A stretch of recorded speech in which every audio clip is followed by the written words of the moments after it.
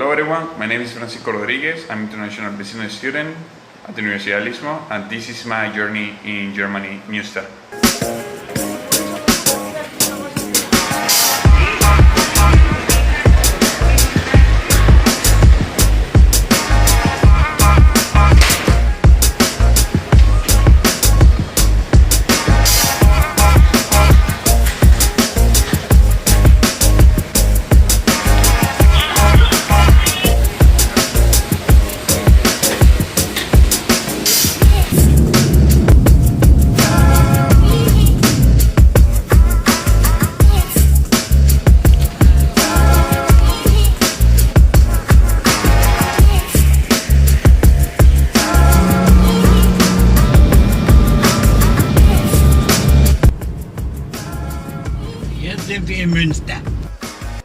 We started the opening day of the course going to the University of Muenster, where we went to the innovation office.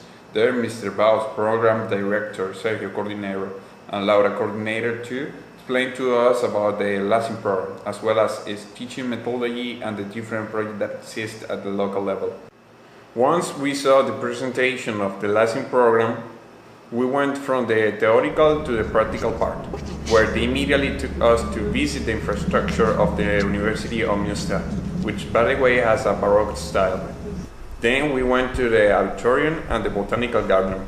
There we find diverse ecosystems such as cactaceous, tropical, and so on, and many kinds of awesome plants.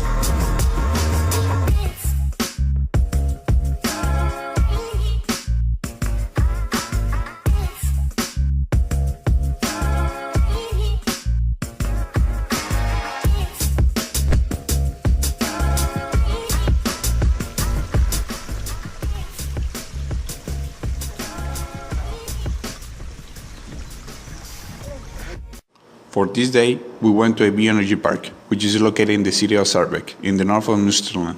This park, in the First and the Second World War, functioned as a storage center for war tanks, grenades, and other artifacts for war. Now, bioenergy park has a total of 7 wind turbines of 3 megawatts each. It has 24,000 solar panels, which has the capacity to supply 1,700 homes. It also has a biogas plant, which is responsible for the fermentation and processing of all biological waste from the Steinfeld region. So, we have to switch the light on.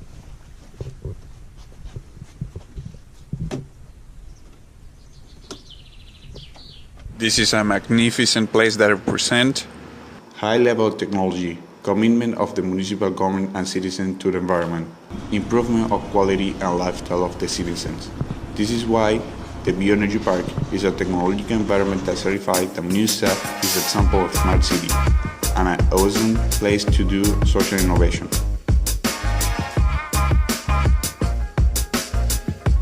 Right after, we went to the museum Willisten Humboldt, where together with Christopher and Thomas, museum leaders, show us the history of this emblematic place. In the 1920s, this house functions as center for the Uniformed Regional Police Force of Section C of the Nazi Army. The exhibition history, violence, and conscience analyze the complicity of the police in crimes against Jews, the process of denazification, and the rebuilding of Germany after the war, as well as the process to deal with Nazi war crimes. Willisten Humboldt is a place of reflection for those who wish to discuss historical and contemporary issues, as it focuses on historical examples. This is a great place that contributes in terms of social innovation, since this place is strongly promoted new social and democratic practices for the German society and the whole world. How Germany looked like at the end of the war. You see here the railway station of Muenster, a few days after the end of the Second World War. Then we were able to visit B-Side Project, which is an excellent proposal to the future to incubate social innovation projects and startups. If this project is materialized, it will be an excellent place to create social innovation project that will help the community of Muenster even more.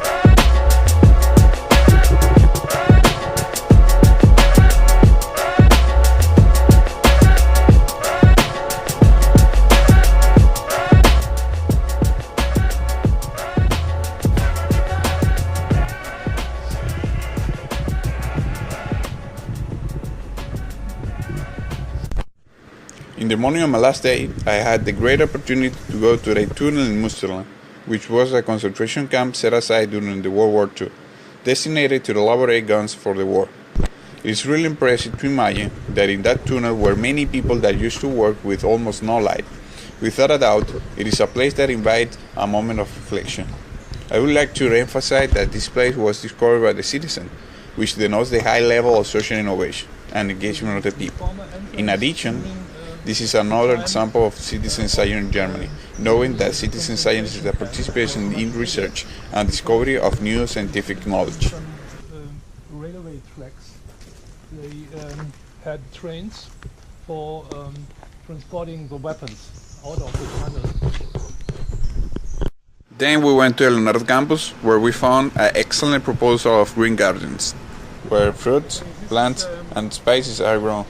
Here students and the general public are educated to cultivate and undertake projects of what I like to call green roofs, which are urban cultivation projects integrated into the top of the roof of buildings. This initiative shows how in Germany people are taking advantages of space to produce and raise awareness among the citizens.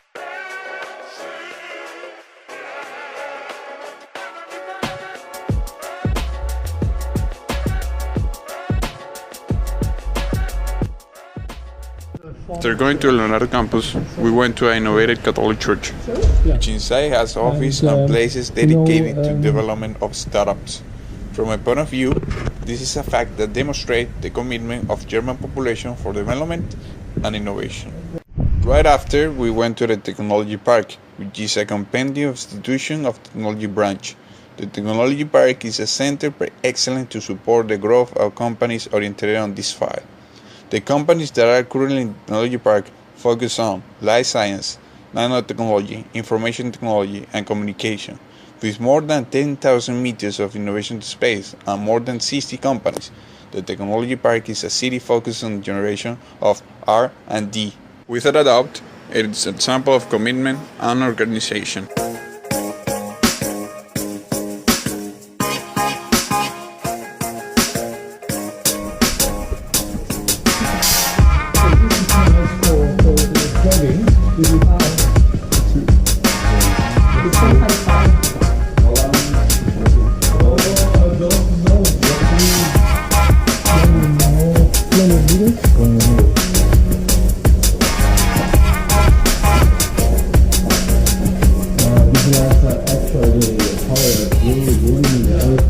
Lastly but not least, this Lasin trip taught me that social innovation has the potential to make significant changes that just can be reached working across all sectors of a country.